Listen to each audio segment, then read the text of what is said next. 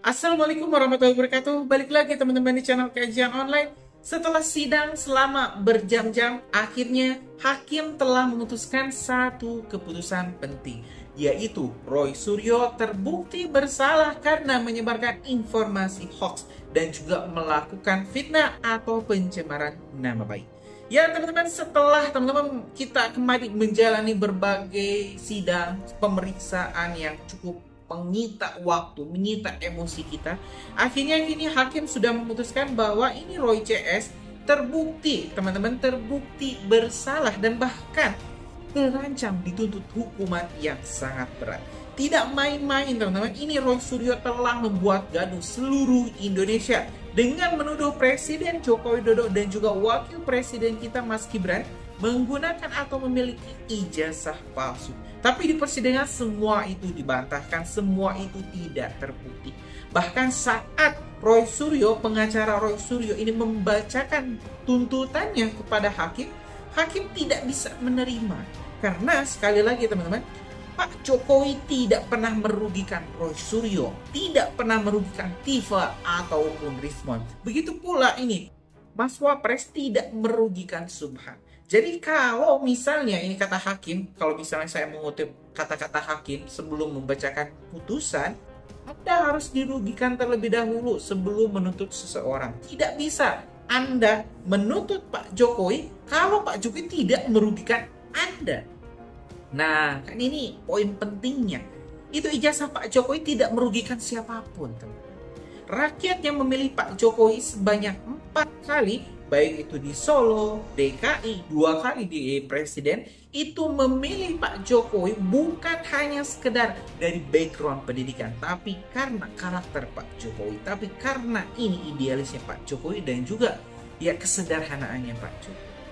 Nah, hari ini kita bakal tengok dulu bagaimana sidang putusannya, dan saya juga penasaran berapa lama kira-kira ini Triloris bakal ditahan di penjara. Nah, tanpa panjang lebar, mending kita simak dulu informasi selengkapnya. Sudah, identitas sudah, kewenangan mahkamah, Pak. Mahkamah berwenang nanti dinasihatkan oleh mahkamah. Bapak jelaskan apa kerugian hak konstitusional Bapak untuk menjelaskan legal standingnya. Baik, kewenangan Mahkamah Konstitusi berdasarkan pasal... Itu dianggap dibacakan, Pak. Jadi kewenangan dianggap dibacakan, ini akan dinasihati karena sedikit sekali kewenangannya. Nah, sekarang Bapak masuk ke legal standing. Kenapa Bapak merasa dirugikan dengan berlakunya norma undang-undang yang dimohonkan pengujian ini? Silakan. Kedudukan pemohon legal standing, pemohon adalah warga negara Indonesia yang berprofesi sebagai advokat dan wira swasta yang memiliki hak konstitusional berdasarkan pasal 27 ayat 1 Undang-Undang Dasar 1945 yang berbunyi segala... Nggak usah dibacakan, Pak. Iya. Bapak jelaskan saja nih, kalau advokat nih harus jelas, yang kecil-kecil kayak begini nih lisan saja begitu, Pak. Oh, iya. Nah, coba Pak jelaskan ke kami mengapa Bapak memiliki legal standing. Apa yang dirugikan Bapak dengan norma ini? Bapak jelaskan saja. Berdasarkan pasal 17 huruf H angka 5 Ya. Undang-Undang Nomor 14 Tahun 2008 tentang keterbukaan informasi publik yang berbunyi catatan yang menyangkut pribadi seseorang yang berkaitan dengan kegiatan satuan pendidikan formal dan satuan pendidikan non formal. Pasal ini Ya. yang membuat gaduh rakyat Indonesia sekarang ini, karena ada yang berpendapat bahwa ijazah seseorang... Bukan, Pak. Yang Bapak terangkan ke kami itu kenapa Bapak dirugikan. Urusan orang lain itu Bapak tidak bisa mewakilinya, karena Bapak tidak menerima kuasa dari orang lain. Sekarang Bapak pemohon prinsipal, Bapak jelaskan mengapa Bapak dirugikan dalam norma ini. Nah, jangan ngambil orang lain, Pak. Ya. Kerugian saya yang saya rasakan, itu jelas. Apa itu kerugiannya? adalah ini terjadinya gaduh di mana-mana. Oke. Iya, yang menyebabkan usaha-usaha kami itu sulit.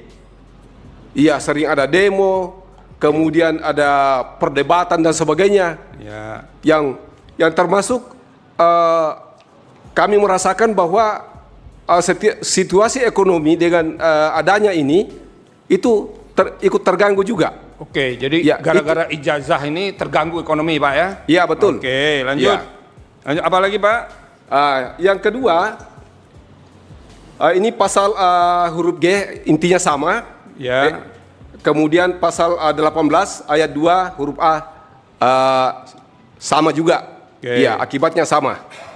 Saya kira itu pokoknya. Ya, oke. Yang Sekarang alasan-alasan permohonan, Pak. Posita.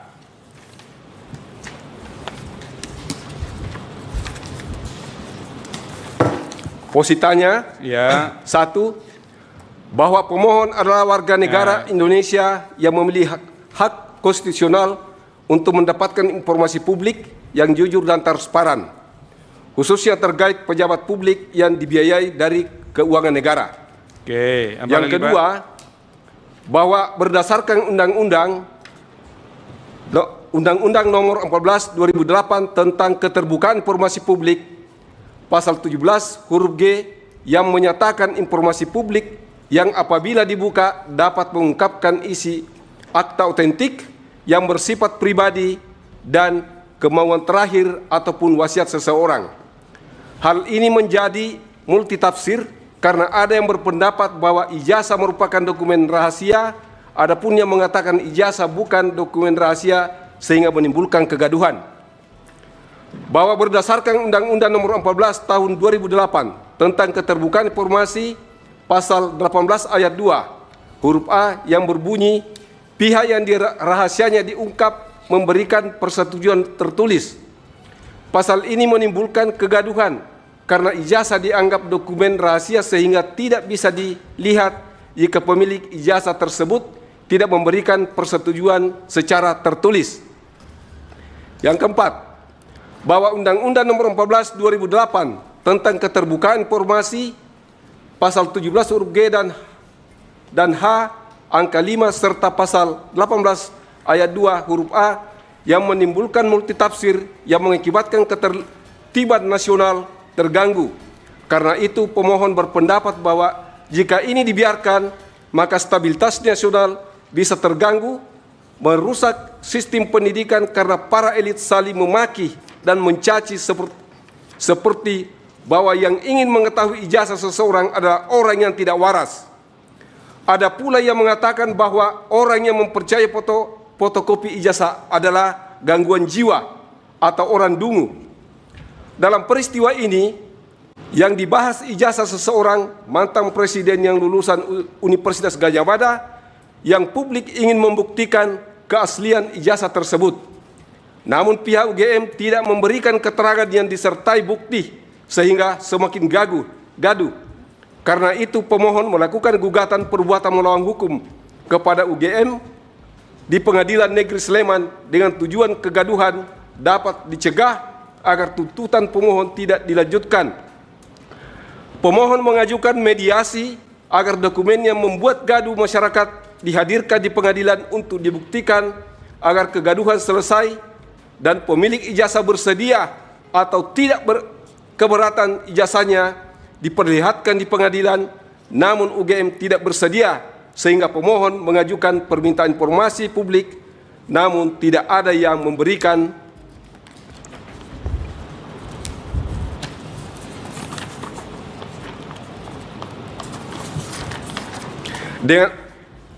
Dengan alasan dokumen yang dimohonkan minta adalah dokumen yang dikecualikan.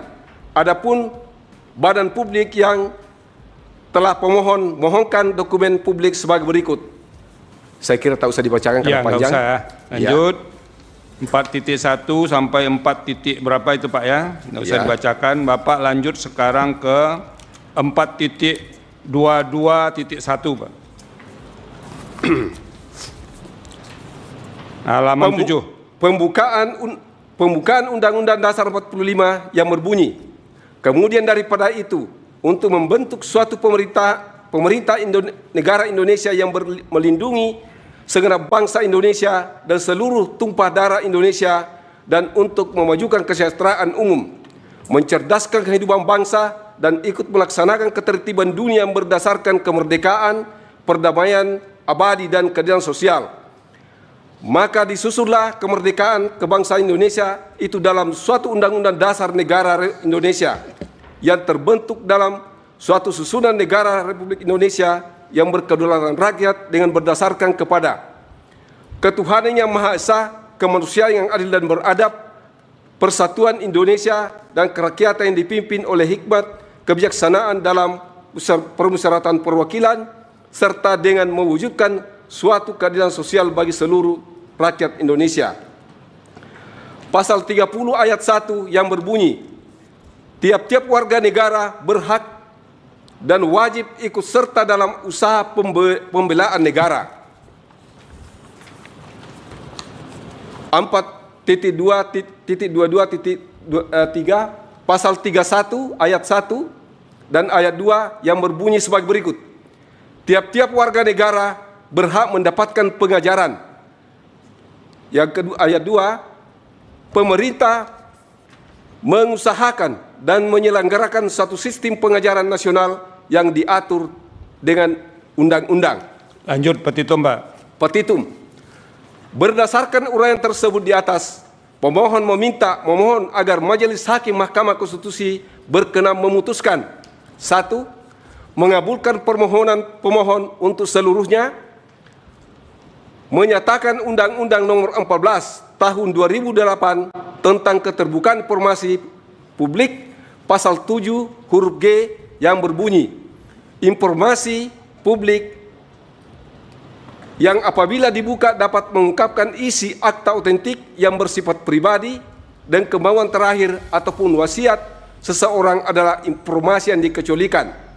Tetapi skripsi, ijazah seseorang pejabat, mantan pejabat negara dan atau semua yang telah digaji dengan menggunakan uang negara tidak termasuk dokumen yang dikecualikan dan dapat diminta jika dibutuhkan keabsahannya oleh publik. Yang kedua, menyatakan Undang-Undang Nomor 14 Tahun 2008 tentang Keterbukaan Informasi huruf H angka 5 yang berbunyi, catatan yang menyangkut pribadi seseorang yang berkaitan dengan kegiatan satuan pendidikan non formal dan satuan pendidikan non formal merupakan dokumen dikecualikan, tetapi skripsi, ijazah seseorang, ijazah pejabat, mantan pejabat negara dan atau semua yang telah digaji dengan menggunakan uang negara tidak termasuk dokumen yang dikecualikan dan dapat diminta jika dibutuhkan keabsahannya oleh publik. Pasal 18 ayat 2 huruf A yang berbunyi, pihak yang rahasianya diungkap memberikan persetujuan tertulis dan atau jika rahasianya diungkap memberikan persetujuan tertulis, tetapi skripsi ijazah seorang pejabat, mantan pejabat negara atau semua yang telah digaji dengan menggunakan uang negara tidak termasuk dokumen yang dikecualikan dan dapat diminta jika dibutuhkan diuji keabsahannya oleh publik sehingga tidak memerlukan persetujuan tertulis dari pemiliknya. Menyatakan bahwa skripsi dan ijazah yang dimiliki oleh pejabat publik strep ASN bukan dokumen yang dikecualikan dan dikeluarkan dari pasal 17 huruf G dan H angka 5. 3. Menyatakan bahwa baik skripsi, ijazah maupun surat keterangan lainnya yang bukan termasuk dokumen dikecualikan berdasarkan Undang-Undang Nomor 14 Tahun 2008 Pasal 17 bagi pejabat publik, ASN atau pegawai pejabat BUMN baik yang masih aktif maupun sudah pensiun dan dapat diminta oleh publik jika dokumen tersebut digunakan untuk dipelajari, diperiksa karena dicurigai atau oleh instansi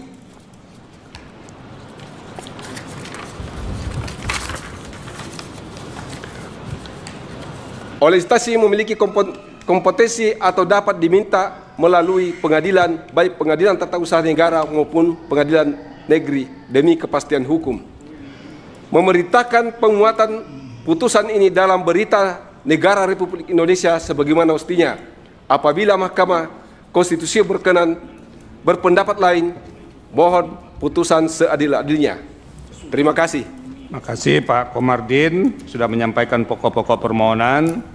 Tapi Bapak belum pernah baca peraturan Mahkamah Konstitusi nomor 7 tahun 2025 ya? Belum. Nah itu Pak. Kalau sebagai lawyer itu Pak, kalau mau masuk di sini dipelajari itu bagaimana format permohonan. Jadi kalau di pengadilan negeri, PT UN dengan Mahkamah Konstitusi beda Pak. Ya Pak ya. Tapi nanti akan ada penasehatan untuk Bapak nanti berkaitan dengan permohonan.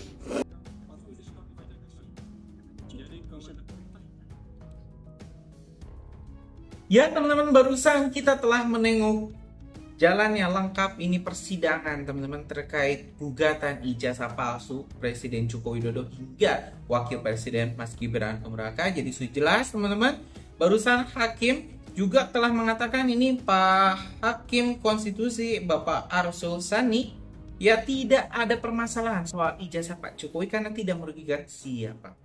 Jelas sekali lagi teman-teman sudah ditegaskan kalau misalnya ini Roy CS Tri Roris teman-teman masih kekeh menyebut mengungkit-ungkit menuduh Pak Jokowi mempunyai ijazah. So sudah jelas itu bukan lagi seorang aktivis yang menyuarakan informasi, tapi adalah orang-orang pembenci, orang-orang kaum perusuh yang memang harus segera diamankan. Kalau keputusan dari UGM sudah menyebut itu asli, dari pengadilan sudah menyebut itu asli. Kalau misalnya mereka masih saja tidak berhenti mengganggu Pak Jokowi, mengganggu Wakil Presiden kita Mas Gibran Raka, saya sangat setuju. Kalau mereka, Subhan, Roy, Tifa, dan juga Rismon segera ditangkap. Segera ditangkap. Karena itu memang sudah seharusnya.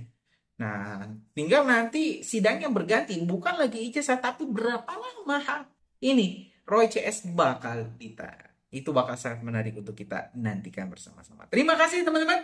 Assalamualaikum warahmatullahi wabarakatuh.